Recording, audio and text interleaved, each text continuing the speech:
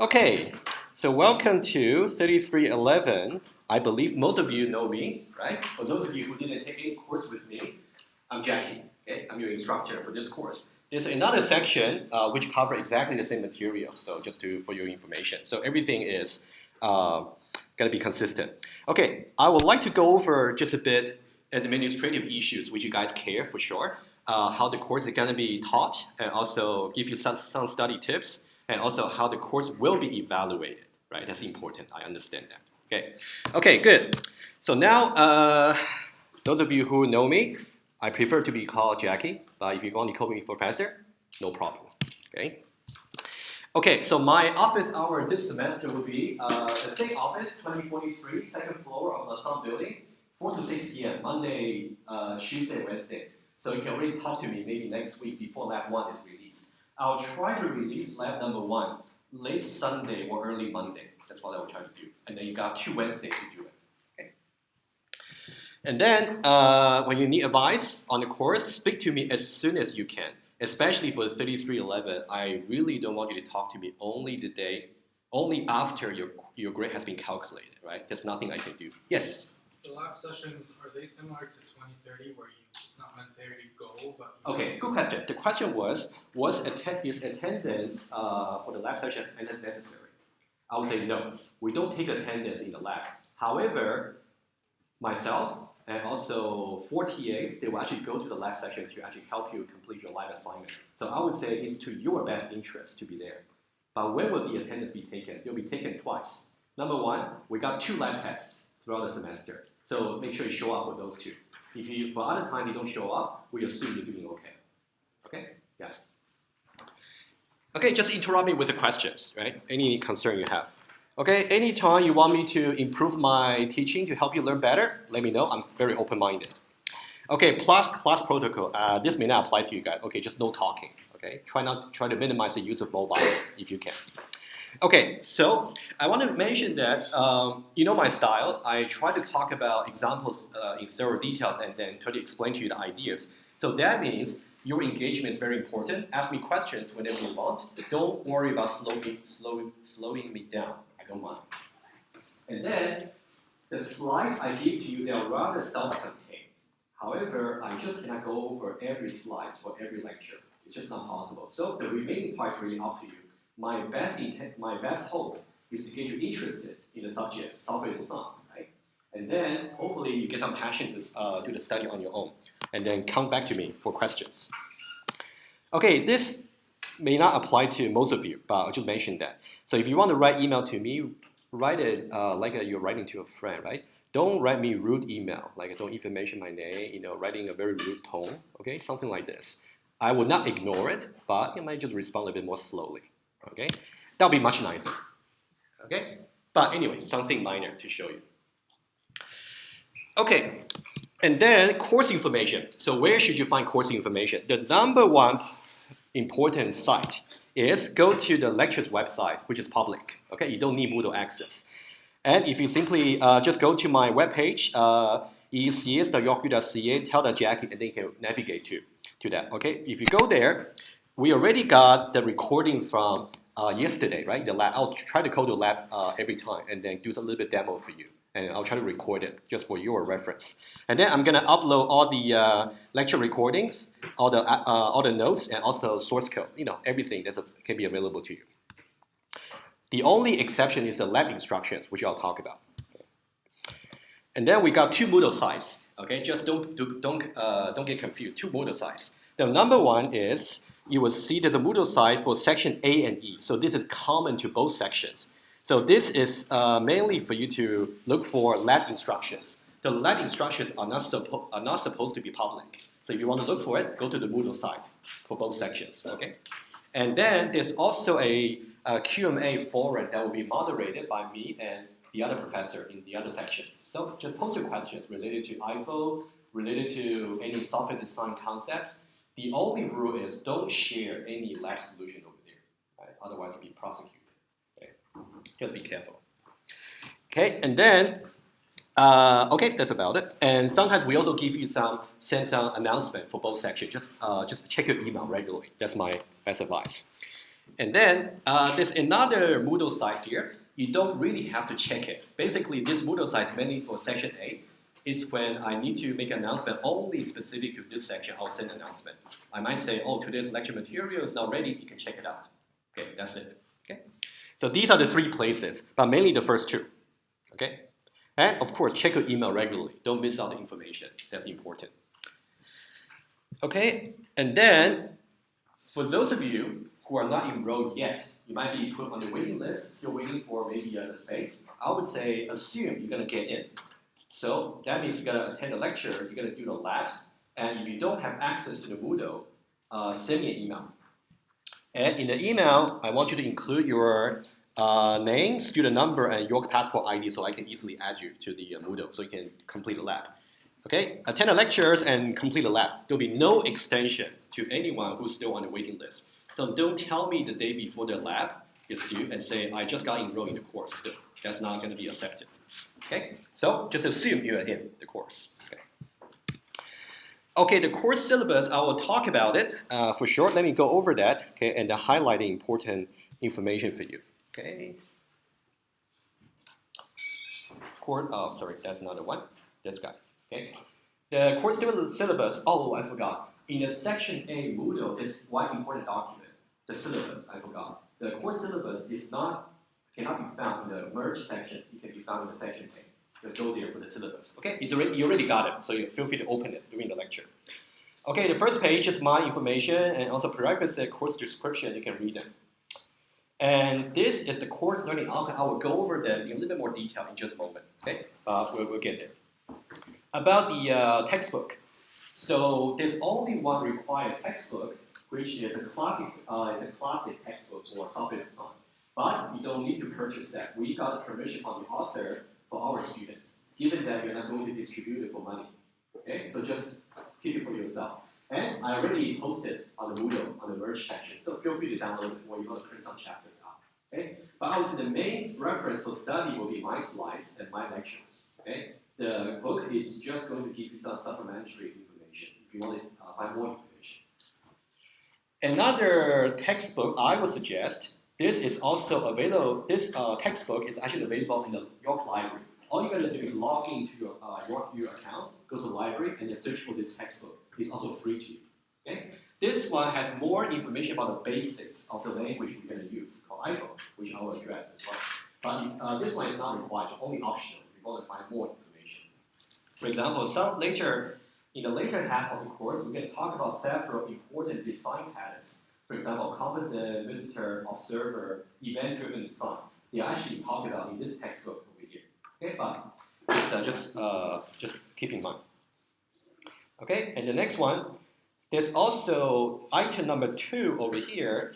This is a book that's not written in iPhone. However, this is a very classical textbook for design patterns. Basically, they've simply got a catalog of maybe more than 30 design patterns that's common in the industry. In the course, we only cover maybe about 5 or 6, the most common ones, just to give you a flavor, to get you interested. If you're really passionate about learning more design patterns for your future career or for your future study, feel free to get, I would say it's worth getting a short copy for this. That is a very classic one. I believe the language they use over there is C++, okay? Which is almost okay. If you know Java, you should be able to understand C++ quite easily. Number 3 is just an ebook only for your reference. And for this course, we emphasize on not just programming, but the emphasis is really just design. And to really do design, you're going to do testable design in the programming language, and also you're going to do some documentation. And the formats for the documentation is called business-oriented notation. That's something I will walk you through a little bit later in the lecture. But that's the complete reference. You only refer to it if you need more information. Okay? Otherwise, my slide should be enough. Okay, that's the lecture time and also the labs. And again, the attendance for the lab is not mandatory except on the lab test dates. However, we do encourage you to come to ask questions to myself or to the TA. Okay. Any questions? Are we okay? Okay, attendance as I just addressed. And now we will have lab tests, right? And for those of you who took the 2030 with me, you know my standard, right? When you want to do lab tests, that means you're going to submit code. And code is meant to be compilable. They shouldn't contain any syntax or type errors. Of course, this course requires a new language called IFO.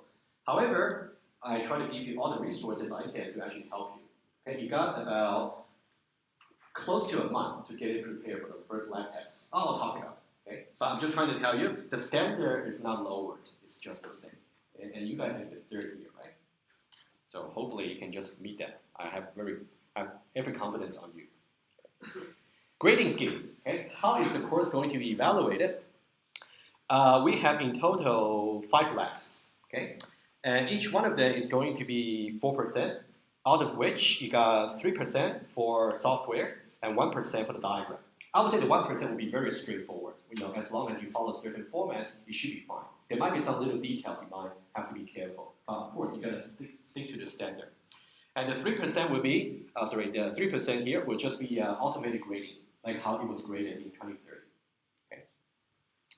And there will be a final project which contains documentation, which is 5%. So doing the documentation for the lab will be a very good practice for your projects. And also there will be software, which is 15%. Okay, that's a project part. And the project will be released roughly after the reading week, maybe straight after the reading week. So you got at least a month to get it done. So we have 2 lab tests. We have 1 and 2. Lab test 1 before the reading week. Lab test 2 after the reading week. Lab test 1 will make it light. You're just learning a new language, so 5%. And lab test 2, 10%. Okay. However, both of them have the same standard. You have to submit compilable code for execution. Okay, we also got a final exam. It's completely written exam. There'll be no multiple choice, I can tell you. Okay, it's very different from your 2030 or maybe 1022 exam, completely written. So what would be the best way to prepare your final exam? I would say pay attention to how I reason about the design or everything I'm trying to say in the class. Try to learn about the reasoning process rather than memorizing code, right? Of course, that's also the advice I gave to you back in 2030. But the exam is going to be 45%. It's really going to test your understanding about expressing your ideas about new design or criticizing designs. Okay, I'll give you more information later. Any question about the grading scheme? Yes? So when you mentioned documentation for the labs, Yeah. Do you just mean proper comments? No, what I meant was, good question. The documentation for the lab and also for the, let's say for the lab. For the lab, mainly you have to draw some design diagram, like the following picture I just talked about. It will be primarily the case for lab. Maybe sometimes you have to give a very short description. There might be some short description you have to write for the lab, but mainly just the item. For projects, you have to give a proper report, which I'll give you format later. Yeah. Good. Do you have any documentation or guidance for the lab test? So for the lab test, it's purely programming. There will be no documentation. Yeah. Usually it takes time, right, to prepare that in real reason. Yeah. Yes. Good question. So what's going to be the restriction on the number of members for the projects? Either 1 or 2. No more. It's a very good question. That's good that you remind me. So I would suggest find a good friend or find a very good colleague, and then get together, form a study group, and then you can form a project group. Okay? The policy will be very strict, either 1 or 2. So it shouldn't tell me that I used to have another partner, he dropped out. Can I join another group which has 2 members already? No. Okay, good. Okay, that's the typical letter interpretation. Okay, I don't need to bother you with that. So that's the timeline. I would say this is tentative. However, the only 2 things that are fixed are on the week of October 2nd, you're going to have your lab test 1. That one's not going to change. Okay, that one's really fixed. Okay, that would be your first IFO programming test. We'll make it not so hard and order. And we know that it's your first test, but the main intention is to push you to really make sure you really learn the language so you can take the most out of the course. Okay? I'll give you guidance prior to the test. The second test will be the last week, November 27th. Okay, that's assuming that you have done the projects, you have done all the labs. Hopefully, you'll be an expert of IFO by then. Hopefully, right? And as for other labs, I would say the topics I put over there are simply just tentative, just roughly speaking. There might be minor changes, so don't worry too much about it. I'll always make the deadline very clear to you. But for lab number 0, I would suggest complete all the tasks for lab 0 before Monday. Okay, good. Okay, so that's just a tentative course calendar just for topics for your reference. So don't worry too much. It's only tentative. Okay? And at the end of the day, at the end of the semester, we're going to tell you exactly what topics we're going to cover for the exam. So just learn according to my pace, right? And your pace as well, of The course. dates for the lab test are not tentative, right? They were not. Good. Okay, let me emphasize again. So lab test 1 is really will be October 2nd, right? And lab test 2 will be November 27th, for sure. No change. If there really had to be a change, I'll let you know very early in advance. Okay? You can assume there's no change. Okay, let me go back to the slides to talk a little bit more about an administrative issue. Okay, lab test. Okay, so it will be based on the lab exercises and lecture material. So it's really important for you to complete labs, and there'll be no group work for for the labs. So you have to do it individually. Okay, so that's why coming to the lab session will be very useful for you. Just come, talk to me, talk to the TAs. Okay, and we're gonna have different version for the lab test, but the level of difficulty will be very similar between the sessions, so you don't have to worry about fairness. Okay, a guidance will be given to you maybe about a week before the lab test, so you definitely got time. Okay, for the lab sessions, check if you haven't, check out lab number 0 on the Moodle, and then I'll try to come to all the lab and then try to record some demo for you. I'll try, yeah, if that's necessary. Okay, you can also ask me other questions about the course in the lab. That's no problem. Okay, study tips. Okay, so now I would say even though I try to record every lecture entirely, however, it's not really meant to be a replacement for classes, right? Okay, I do want to see every one of you if possible. Okay, so the purpose for recording is really for you to say, since Jackie is posting your recording anyway, I don't have to be so busy copying the notes and without focusing on what he's trying to say. That's really the intention, okay? Of course, you really have to miss the class for legitimate reason. That's okay. You can still watch the recording. Ask questions, right? Always ask questions. And also take some notes. Even though it's incomplete, that will help you when you watch the recording. You know exactly where you should go into. Okay, general tips. Okay, this one here, I'm going to go to the next slide, which is new edition. For those of you who took a 2030 with me, you have seen this slide already, but the next slide, no. I'll show you this one first very quickly for those who didn't see this. So I would say, now in the 3rd year, you kind of realize sometimes the performance you have does not necessarily correspond to how much time you spend on the course. Sometimes, if things simply just click, you don't necessarily have to spend so much time. But if things don't click, you may have to spend so much time, but cannot get a result you're really expecting. Just the way it is. So I would say, what you really want to focus on, I want to do the next point. You can read it through. What's really important is you want to reflect, which means always have to think on your own after the lectures, after each lab, to see why am I doing this, and why things work the way they are, right? Things like that. You have to reflect always. It's really important. And then anything that simply doesn't really make sense to you, you have to talk to me, and then I'll try to explain to you. Or anywhere you simply find difficulty studying, talk to me, okay? And now I would like also always be curious, right? I'll just give you one example. Remember in 2011, which is prerequisite for this course, you learned about so many data structures, right? So we're going to talk about decided contracts, a little bit of introduction to it and carry on Tuesday, right? Try to apply decided contract to some of the most difficult data structures in 2011. Try to see how you can apply the idea to that. You will actually find that you can also learn a lot by yourself. I'll give you one example. You want to be so curious about the subjects so you perform well naturally. Okay? And now I want to give you a little bit more formulation about the pattern. Okay? None of you have seen this. Okay? First of all, for those of you who took it 2001, can anybody tell me what NFA stands for? Okay, deterministic finite automaton, right? So now I thought the best way to really tell you exactly what you should do for this course is to formulate a pattern for success or survival as an NFA. That's the best way. Let's see. Which may or may not, you may or may not agree, at least that's my observation. Okay, let's have a look. Okay, I'll simply go to iPad.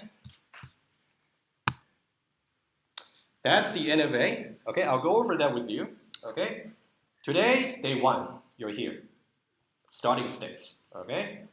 And now, you have the choices to attend lectures. You have the choices to watch my tutorial videos. You have the choice of doing the labs. When I say honesty, what do I really mean? Not being honest to me, honest to yourself. Are you really trying to do the work independently? Getting some help is okay, but not to let somebody else do the work for you, okay? And of course, when you attend lecture, are you really focusing? And when you watch my YouTube videos, are you simply adjusting the speed to 10 times of the video and simply going that through, right? Things like that, okay? So now, each one of them, I would say, equally important, maybe about 15% of its success. If somehow it got less than 30%, in 2001, they talk about a concept called death states, right? Which means you will most likely go to failure. That's my observation over the years. However, let's say if somehow you really try to do everything to your best ability, which I really appreciate, you got more than 30%, but now, here comes the most important part when I talk about reflection. Reflection really thinking about the material, really make sure you understand it completely, and try to apply that to other examples you can think of. And then, if you really got stuck, you can either refer to the recording over here, or you can talk to me. Even after doing all these, I would say, did you notice that all the numbers do not add up to 100? Did you notice that? They only add up to 90. That means even you have done everything, I would say 90% you will get success. 90%. 10% could be bad luck. Could be maybe you were not in your best condition, maybe doing the exam, maybe whatever reason. Right? But I would say 90% of the chance if you do everything, like here, especially for the reflection part, it should be okay for the course. You might just get even better result than you think. And one tip I would say, don't trust the rumors too much. I know the rumor has been that this course is very difficult, very heavy. Learning a language that doesn't make sense. Well, I'll try to see if I can change your opinion. We'll see. Anyway, that's what I want to say over here. But just always keep in mind, you want to do as much as you can and do it smartly. Okay. Okay. After this, let me see. Any more issues I need to talk about? So.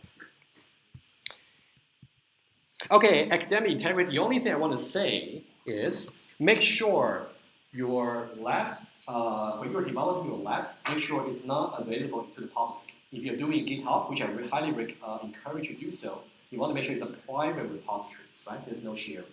That's everything. The only thing I want to say. And we may or may not run plagiarism checks on every lab. We may or may not. Okay, if we find any suspicious similarity between submissions, we'll ask you for, we'll invite you for a discussion and possibly report to the SON.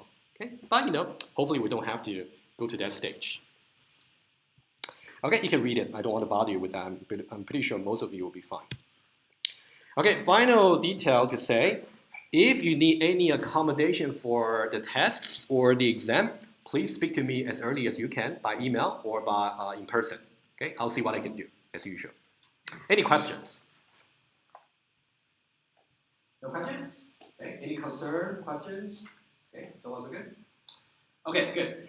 There's another section and yeah. Labs in the afternoon. Yeah. If you want to go to that section, is it possible? So the question was, can you also go to the afternoon engineering lab session for help?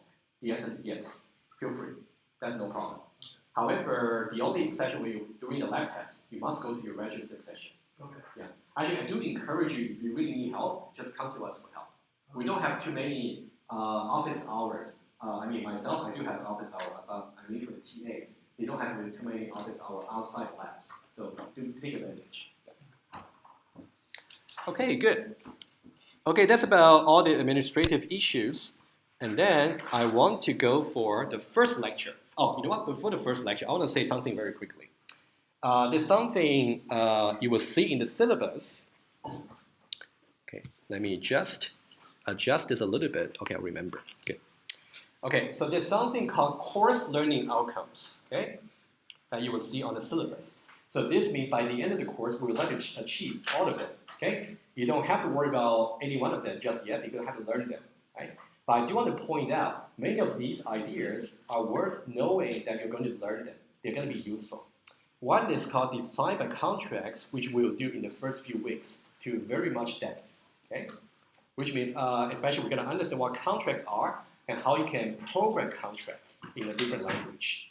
But before we do that, we want to see why Java may not be a good idea to program contracts. So in the first 1 or 2 lectures, we're going to do Java, not iPhone. Okay. And also, we're going to focus a lot on design and also testing. Okay. Remember back in 2030, we learned about JUnit test, right? However, JUnit test is really specific to the implementation you're writing, the Java methods. There is another category of testing called acceptance testing. That's something we do in the projects. Okay, I just want to mention that quickly. Acceptance testing is much higher level, which you will encounter. Okay, and then we have to, you're gonna learn how to use iPhone Studio, and also documentation is really important. Know how to draw diagrams, right? Okay. And then abstractions, modularity, information hiding, design patterns. So these are all important topics we're going to cover. Okay, just want to point them out. One more thing to say. All of you have taken EECS3311, right? That's one of the prerequisites. I'm going to point to you some background document that's written by some instructor back in the winter.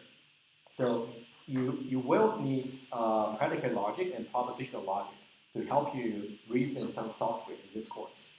Okay, but I'm gonna review some laws as we go through. But I would say you may want to refer to your notes sometimes. Okay, this course, even though it's about software, but to really have your software being acceptable, I think sometimes you have to do some logical reasoning, and the logic comes from 1090. Okay, we'll get there. Okay, we might even have some example either today or maybe next Tuesday. Okay, that's the final thing. So now the survival pattern, good. So now let's talk about design by contracts. As I said, I would like to just communicate with you why we're using a different language. Why, since you guys have been taking Java since 1022, 2030, 2011, you got 3 courses already. So that shouldn't take any time for you to actually use Java for any purpose. However, why are we switching to another language, which maybe not so many people use in the industry? There's a reason for that. I'd like to talk about it. Okay? So let me, first of all, without any language concern, let's talk about design and let's talk about contracts. How about that? Okay? Motivation. If you're working for a software company, basically you want to minimize the cost. How do you minimize the cost? You want to minimize the occurrences of defects in your software. That's logical, right? So now here comes the question. So now, how do you minimize the software defects? How do you do that, right? And how often should you do that? And how early should you do that? So now let's talk a little bit about the software development cycle. Okay, I want to give you a little bit brief description for each one of them. Apparently, you got requirements, you got design, you got implementation, you got release. What you have been focusing on so far is the red one, implementation, right? In 1022, 2030, especially 2011, we basically talk about efficient implementation. But in this course, we're going to talk about the green one, which is design. Design is definitely quite different from implementation. We're going to see why. Okay. So now let me just give you a brief description about the things.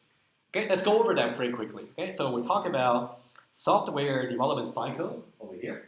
I'm going to make the notes available to you, so don't worry about copying them. Okay. So the first phase is called requirements. So for those of you who might be interested in learning more about requirements, so you can consider EECS3311. Okay, it's a 4th-year course about software requirements. I'll just give you a little bit idea. Requirements is really meant to be informal. Basically, it is whatever your customer try to say to you what they want.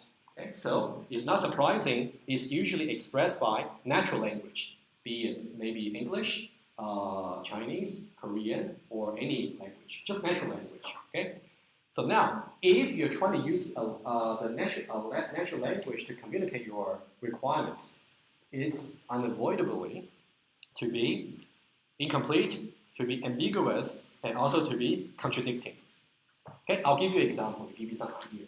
Do keep in mind, that is why using a programming language sometimes to communicate your ideas might be better than using the natural language, because you can be a little bit more free from these things. Because usually you cannot test a natural language.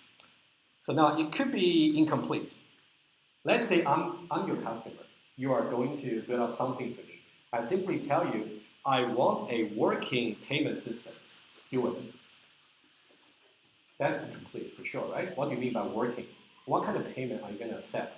And what do you mean system? Do you just want a web page? Do you want something that can be deployable on the executable? Right, what do you really mean, right? So it can be incomplete.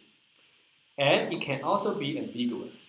For example, I tell you that the payment system I want to have some web interface.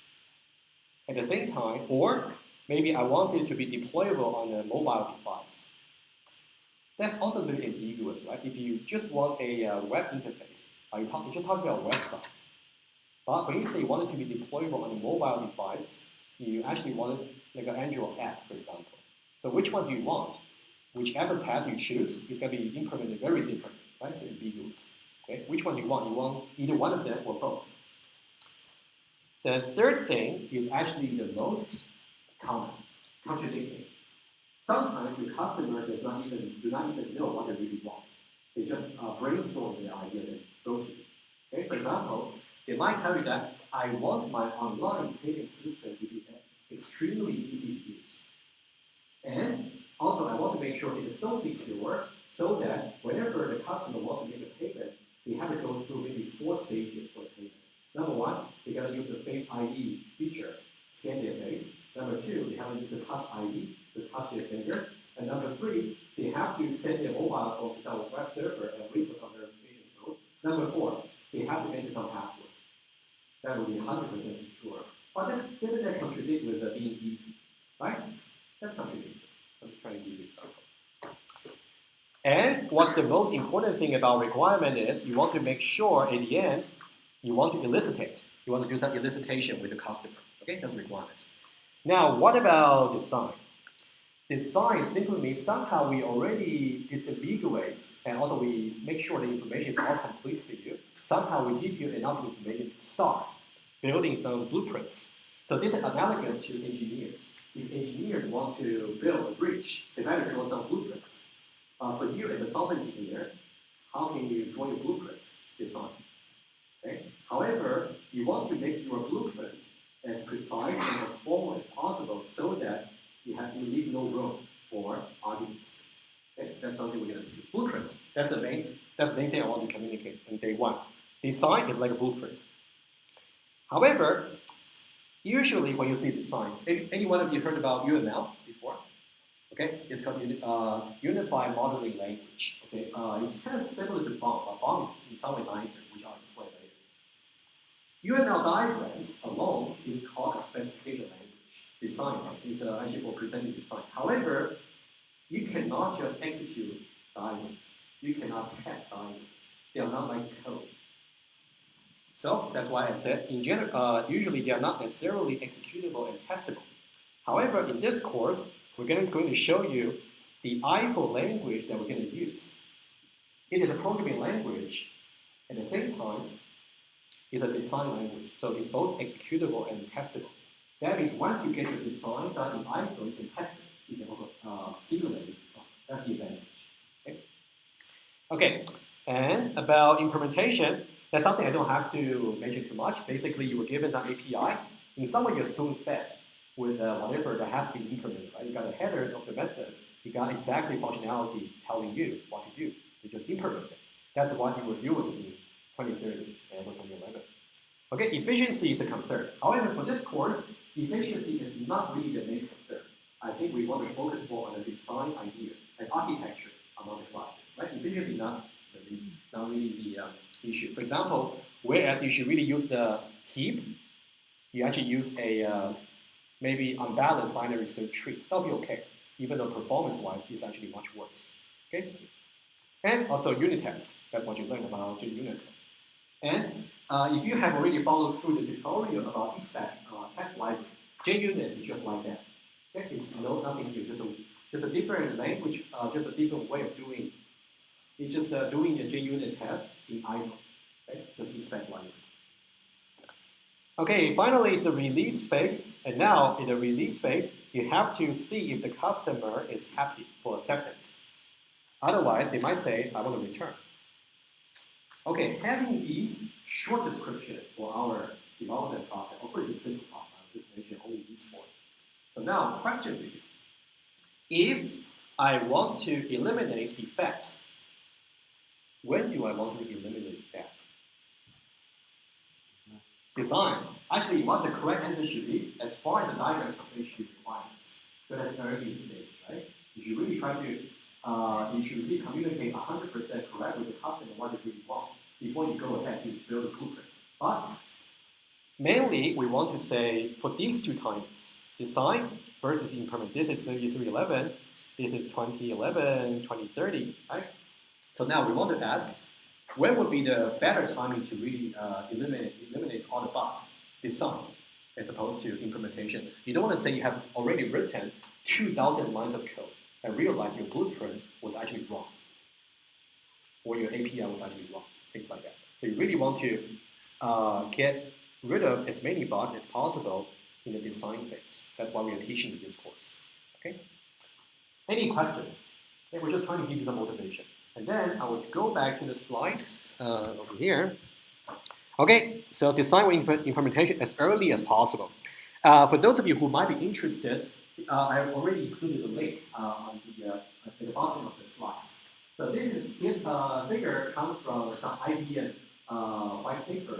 They simply say, let's say, if you find one defect of your system or your software, question. Sorry about that. So you mentioned JUnit, data testing, and acceptance test. Yeah. Right? And then we have unit test. So would I be correct in saying that a JUnit test and an acceptance test is a type of unit test? No. Okay, good question. Let me just mention that, since I already mentioned 2 terms. The question was the different kinds of testing we are talking about, right? Unit testing is a very general term. It can be implemented by different languages. In Java, it's called JUnits. In iPhone, it's called EECS. That is a library. So both are serving the same purpose. Okay? And unit testing usually means you know about the API of your methods. I'll just say methods for now, but later I'm going to switch my turn to features since we talk about iPhone. Okay? You need to know the API of methods, and also usually you know about the implementation details of your methods, so you know what to test. Okay, that's unit testing. Acceptance testing is something that you haven't really done before. Okay, I will try to give you more details later, but acceptance testing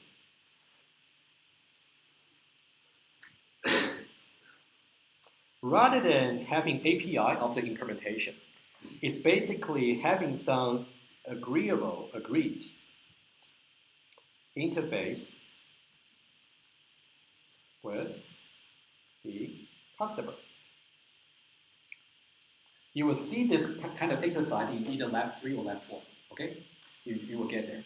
But now, in this case, implementation details, also design details, they are completely hidden.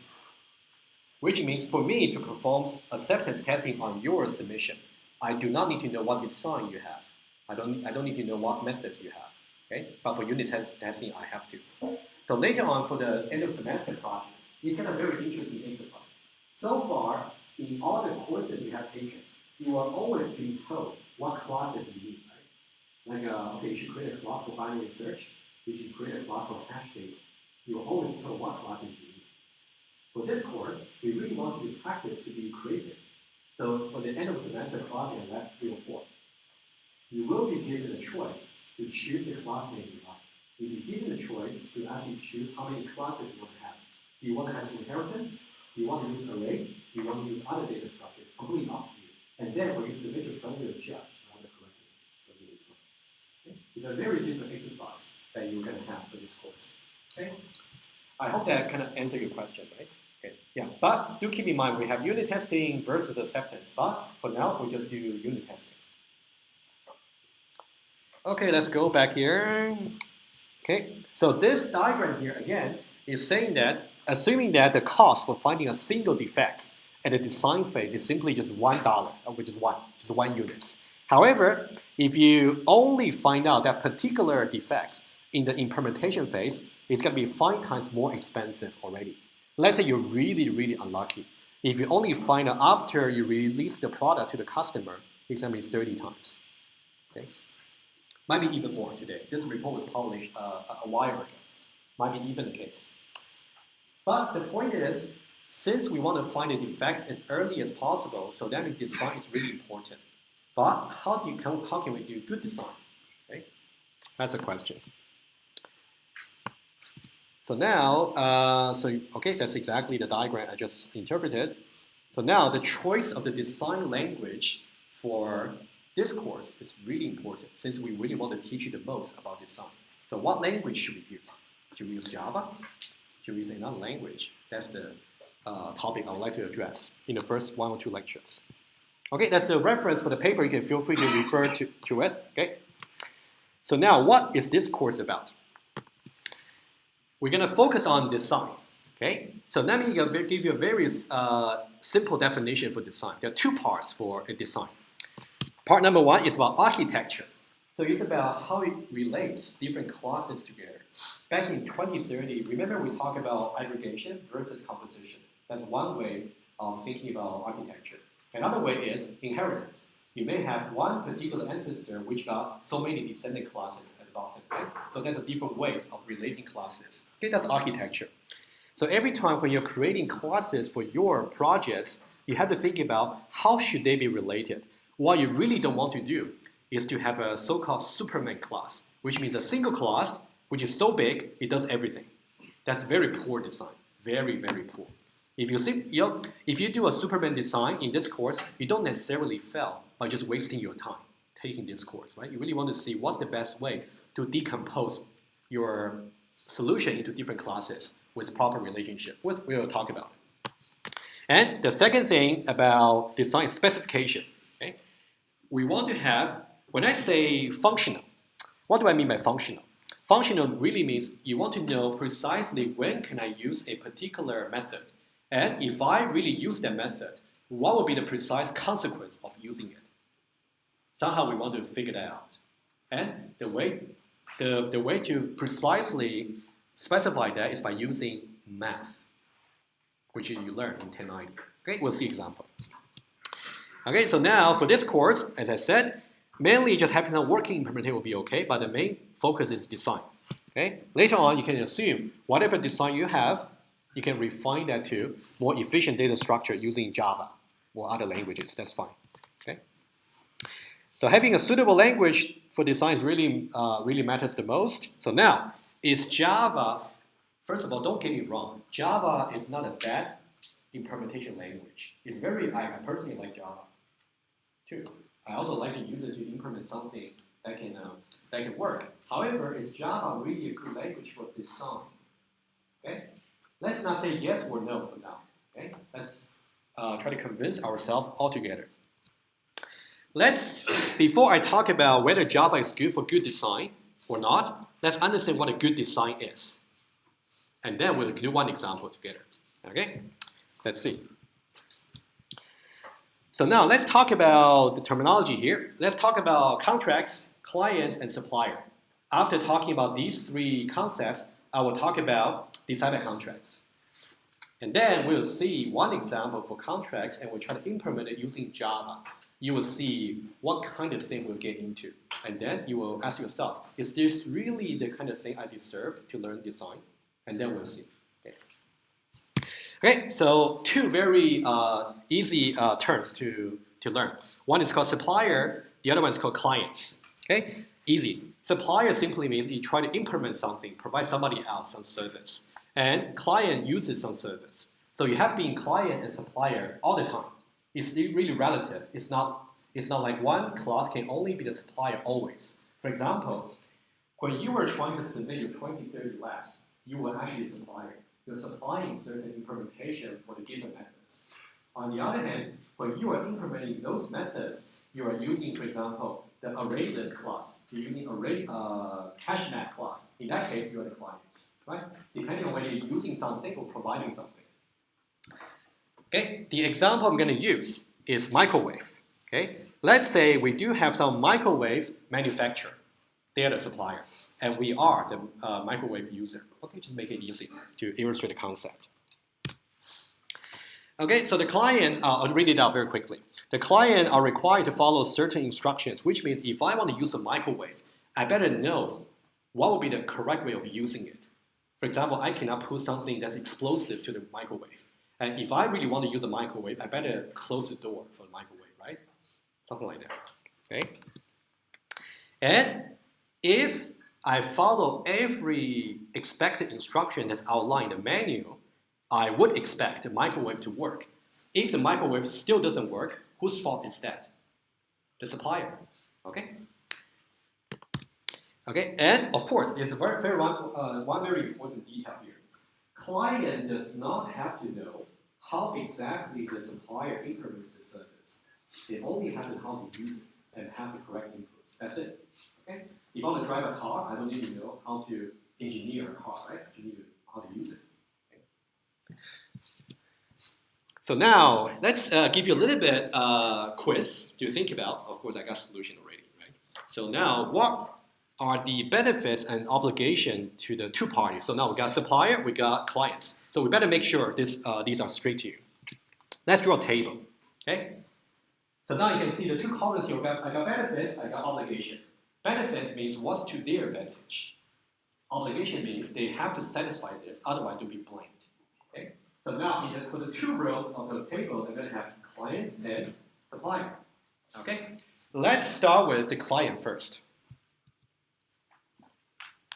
Based on the description we have had so far, what do you think? Let's say for the microwave user, how about that? Okay? What would be their benefits? The food is heated. Their food is heated, very good. What about their obligation? Yes, follow the instructions. Follow instruction, exactly. Yeah. Think about how would this work in the programming context? If you want to call a library method, you better make sure you satisfy all the input constraints. And what will be your benefits? It's going to do exactly what you expected to do. Okay, obtain a service, and then versus follow instruction. Now, what's interesting about it is, what about supplier? Do they have the same benefits? Do they have the same obligations? It's like opposite. Say that again? It's opposite. It's exactly the opposite. That's the interesting bit. It's completely symmetric. So what used to be the obligation for the clients is now the benefits for the supplier. Supplier can simply say, okay, if I want to really implement my microwave, I can assume somebody is not going to put something explosive to my microwave. And when they start using my microwave, the door better be locked. Right? That's my benefits. On the other hand, my obligation is, given that the door is locked, it's nothing explosive, I better heat up the lunchbox, right?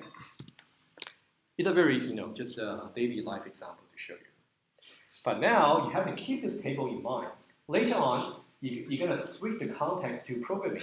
You always have to think about, are you now playing the role of supplier, or you're playing the role of clients? We're going to see an example. Okay, so now, there will be a contract between the two parties, okay, between the supplier and the clients. The contract may be violated in two ways. Okay? Can you see how the contract might be violated? One of them doesn't follow an obligation. Yeah, exactly. So basically, it's really about the obligation column not being fulfilled, right? For example, if the instruction not followed, who to blame? Clients, the user, absolutely.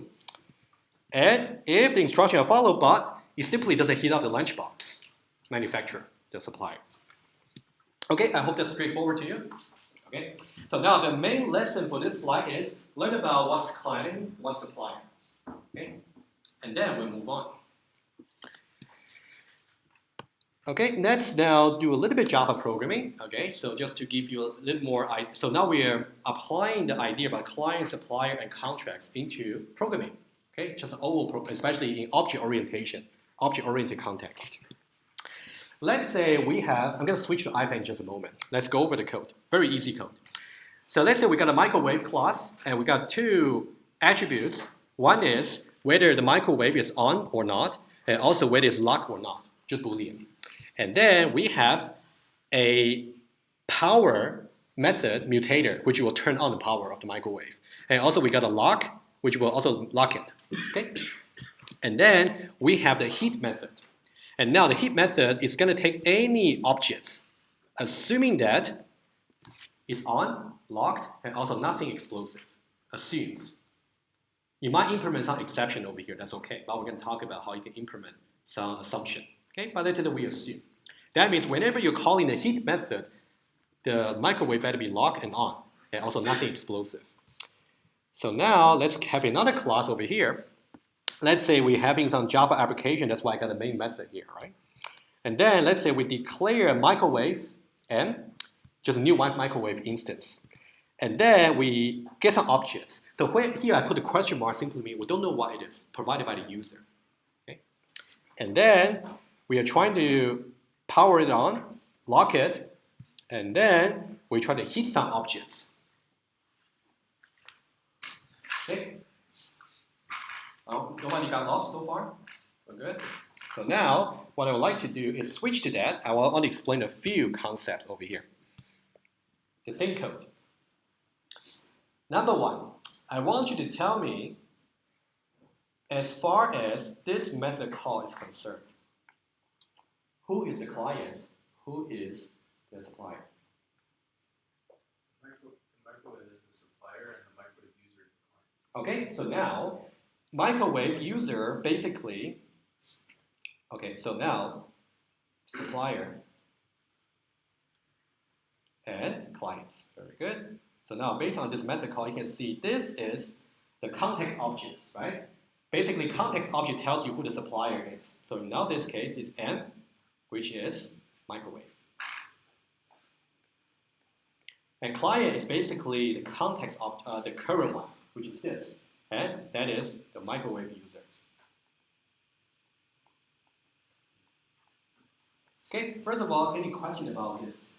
It's easy to distinguish that, right? Okay, we just find out who the client is, who the supplier is. And now I want to point out two important timings for you. We're going to give you more details next week. But now what I want to do is, you can see, I want you to picture conceptually right before I make this method call, and also right after I make the method call. Okay? Now, before the method call, this is so-called pre-states. And after the method call, this is so-called post-states. Of course, you're going to consider for every method call in a similar way.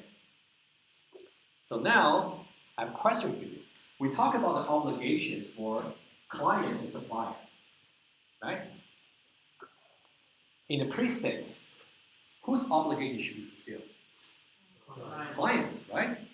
In the pre-states, client's obligation has to be fulfilled. Meaning that we want to make sure the microwave is on, it is locked, and nothing explosive. Agree? At this stage, do we know?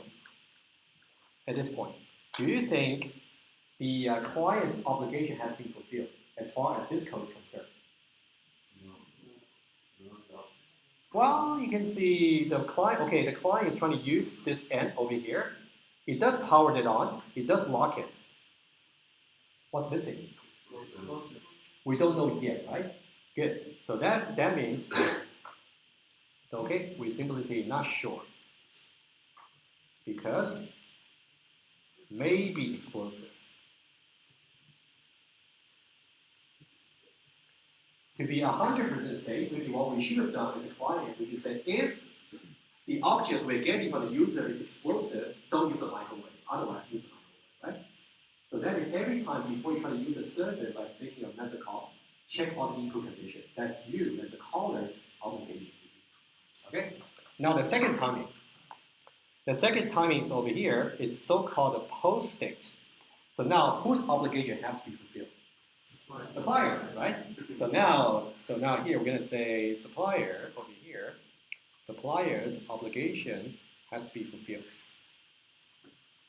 Of course, at this point we don't quite know because we're just making the method call. But of course, we have to make sure after this, we may want to check to see if object, for example, that heated is true or not, right? Something like that. The main lesson is learn about for each method call. How do you tell who is the client, who is the supplier? Also, what is a pre-state? What is a post-state? And in each state, whose obligation must be fulfilled? That's the main lesson. Okay? Details for microwave is not important. Ask any questions, anything that's not clear, please ask right now. Okay, good. All right.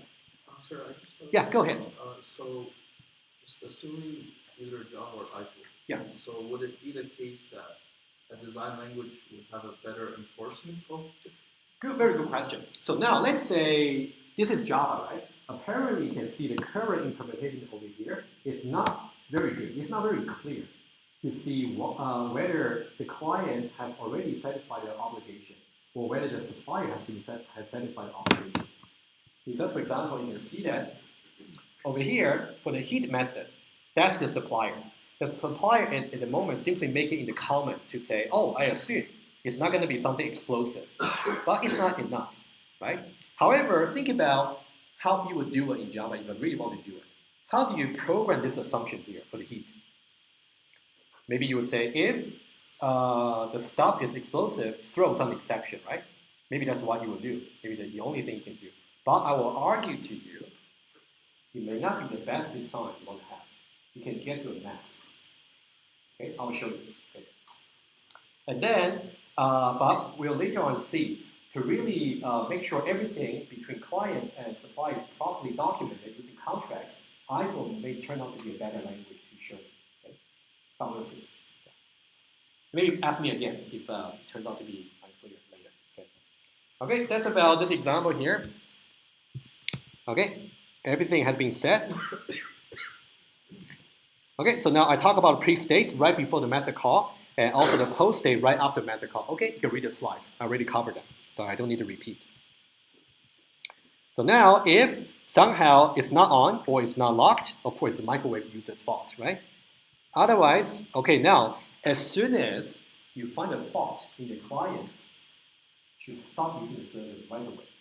In programming terms, some kind of exception or violation in the runtime should occur.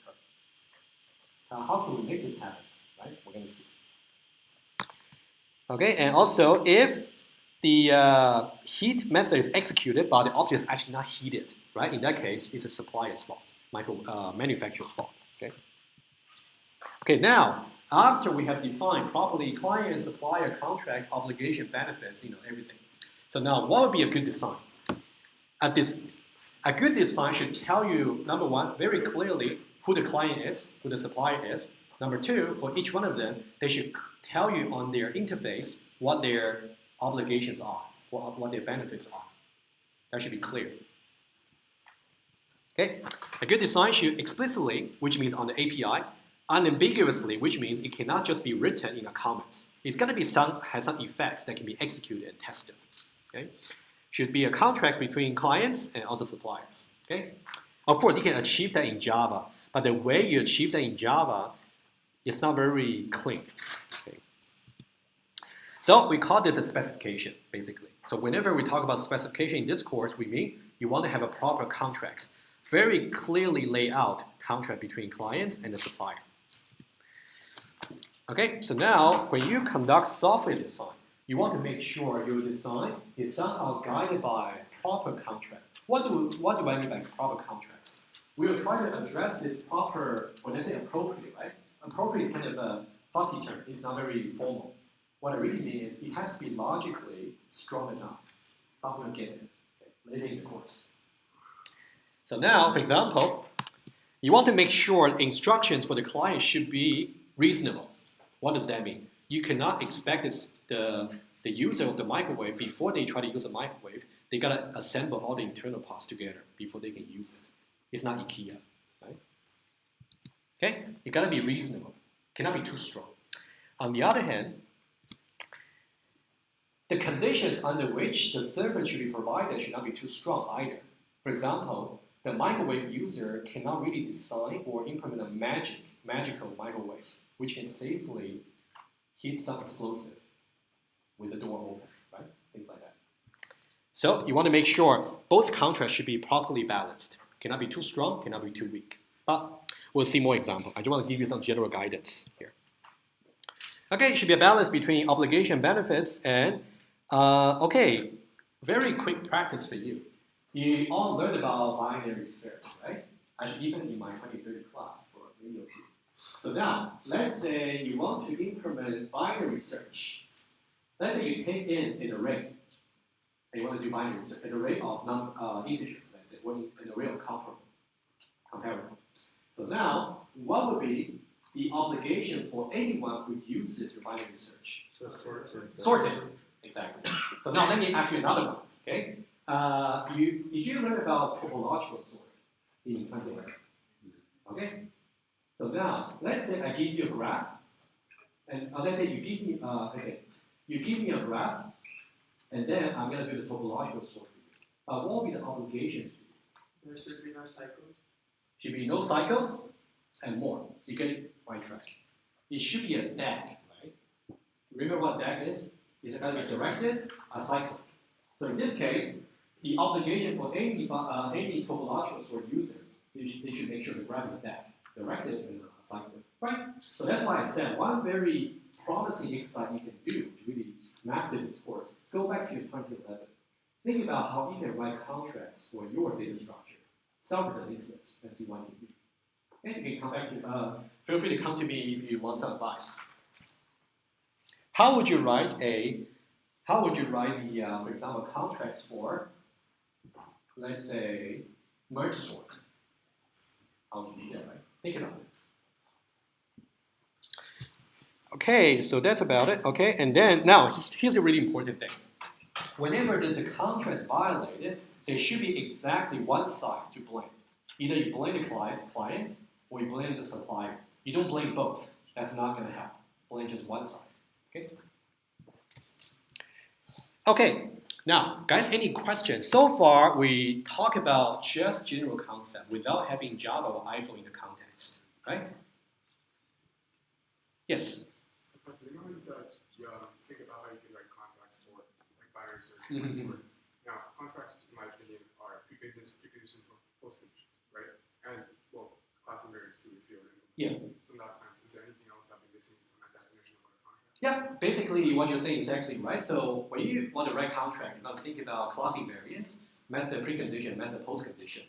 I would say the most difficult ones to write are the class invariants and postcondition. In particular, postcondition, which I will tell you why later. Precondition should be the easiest one to write. It's more like input conditions, right?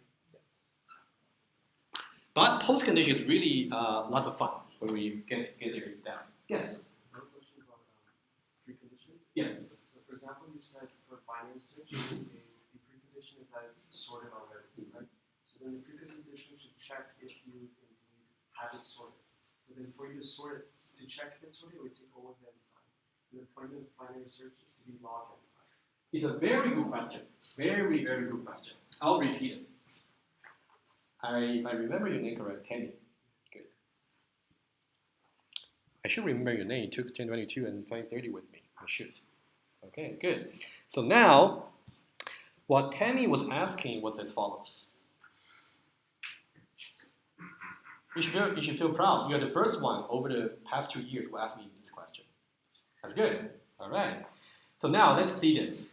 Basically, you're asking the following. Let's say we are trying to do binary search, and then we have an array, let's say integer, make it easy. An integer array, let's say A.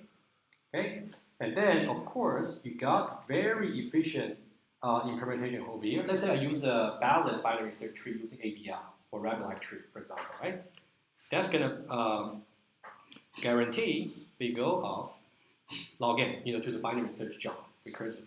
Okay, what you were asking was this. Let me use a different color. If I meant to really write a contract over here called precondition, I'll talk a little bit more about precondition in just a moment. But you can think about preconditions checking if the input is valid or not. Okay? The precondition over here is going to be A is sorted. What would be the most efficient way to implement it? I don't see any way around except you have to go through every adjacent elements there to see if one is less than or equal to the other. Agree? Big O of n. So that means evaluating this particular contract is computationally more expensive than the algorithm itself. That's your concern. Okay, good question. The idea is contracts are meant to help you during the development only, which means during your development it's okay to actually have the overhead of evaluating all your pre and post conditions. In fact, it will downgrade performance quite badly because they are not meant to be efficient. You can do lots of boosting. However, remember yesterday we talked about finalize, right? As soon as you find out all the contracts have really led into a state where my design is valid and satisfiable, I can now finalize my iPhone projects by turning off all the contracts. If you try to finalize your counter project for Lab 0, you will see they'll give you a checkbox. Would you like to turn off all the contracts? You can check that and it'll turn it off. Okay? So now let me just tell you what the lesson is. The lesson is only meant to be checked. Okay, first of all, I'll say inefficient, I agree. Only meant to be checked during development phase. And turn all contracts check off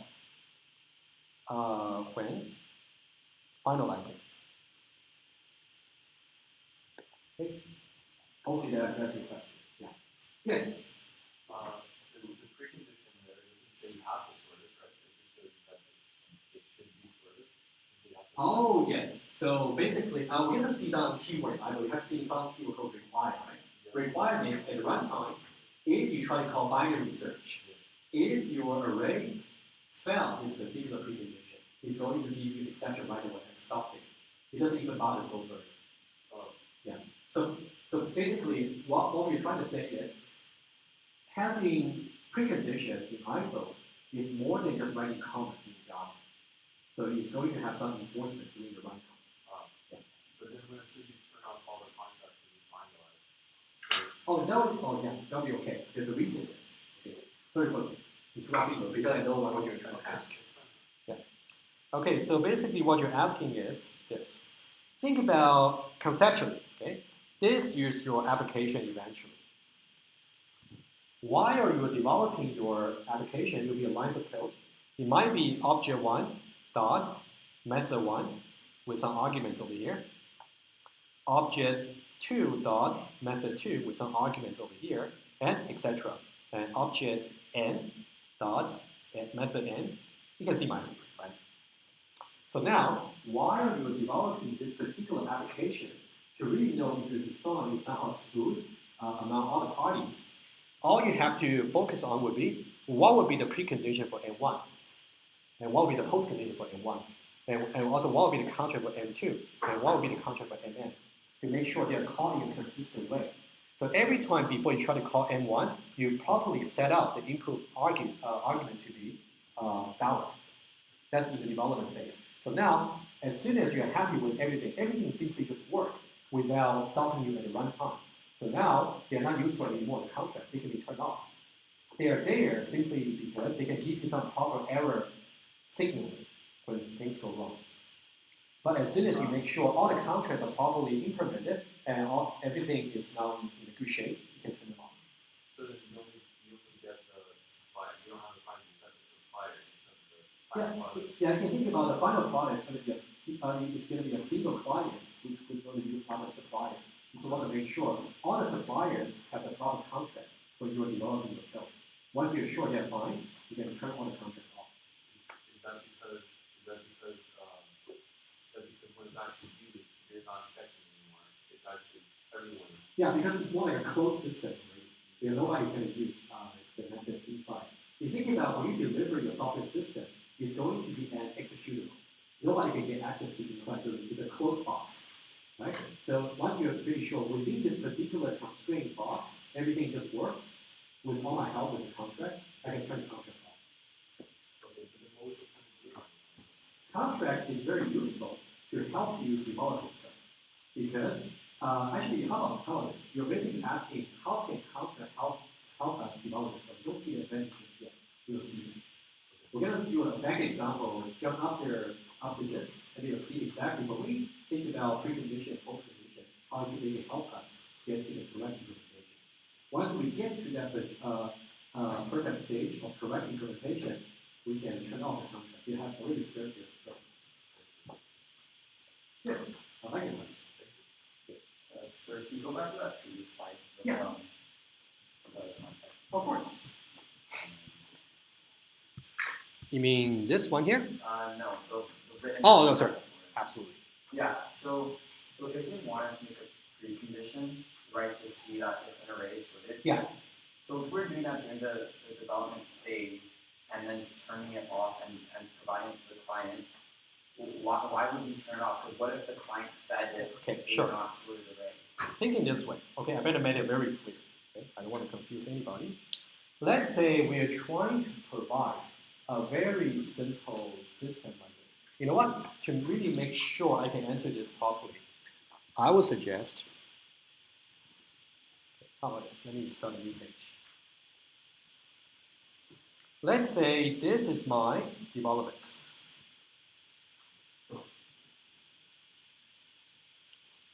My application. Let's say my application from the client's point of view, they're going to give me, let's say this. Okay.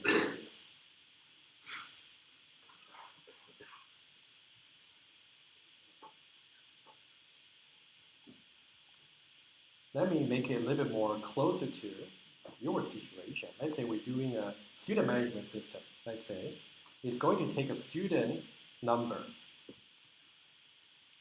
Simple. It's going to take a student number, and then you'll simply tell yes, the student does exist in the database, otherwise, no. Okay, that's the application. Eventually, once you get your executable finalized, that's what the application will do. Let's see how we can develop this application. Okay? Let me use different color here.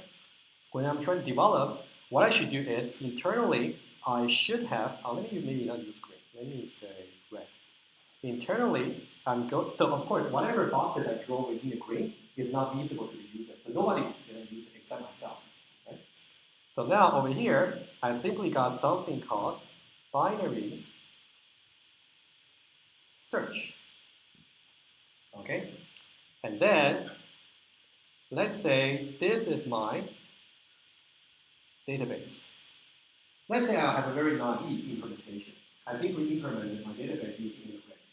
Okay? So now, my database is going to store so many things over here, which is not necessarily sorted, right?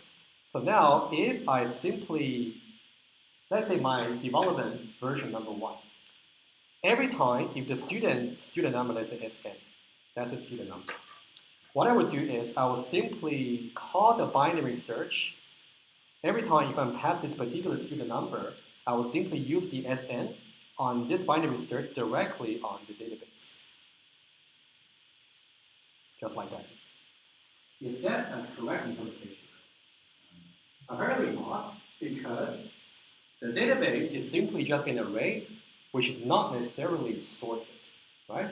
So now this is not good because when the array is not sorted, it's going to cause the binary search not to work. You might just miss the hit. So this is not good. So that means we are missing some precondition for the binary search. Because if there was such precondition, it would have given us a warning, counter violation, but there wasn't. So this tells us this version here is not good. Okay, this is version 1, not good, because no precondition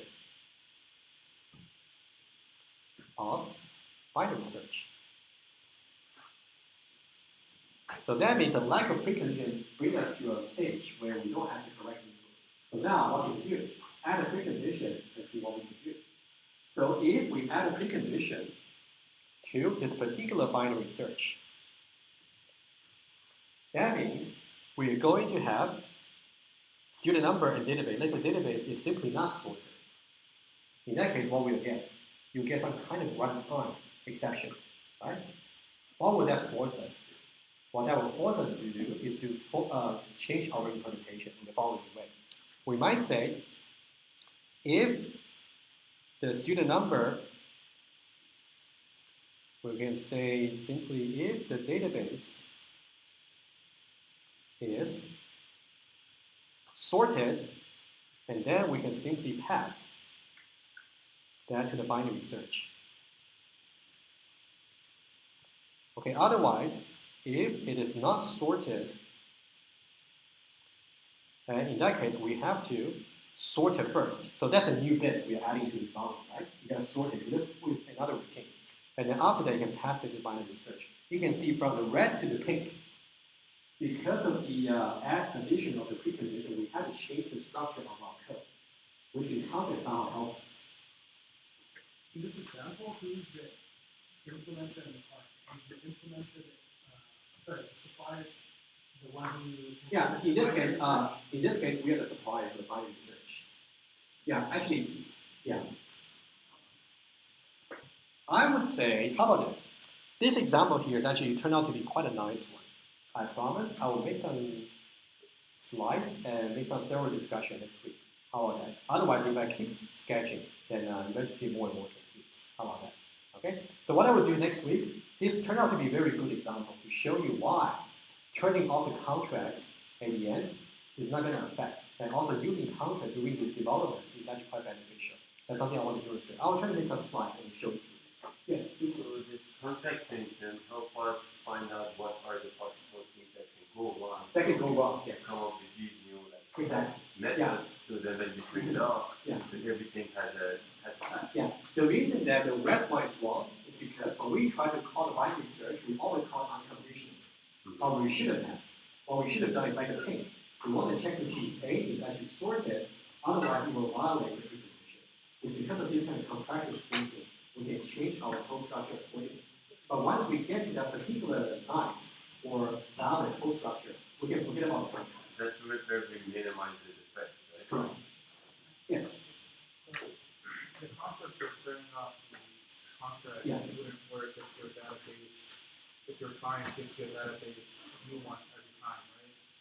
No, actually, this one here simply, Okay, I would suggest following. How about this? I will definitely continue with this discussion here with a much cleaner presentation. I try to think, I thought on my feet, basically. Let me prepare some materials for you, and then we'll talk about it. Okay? We have time. What's the time now? 48? 2 minutes, right?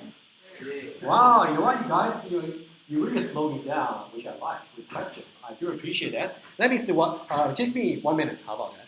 Okay. Okay, we have this. Okay, this might be a good starting point. However, let me mention one thing.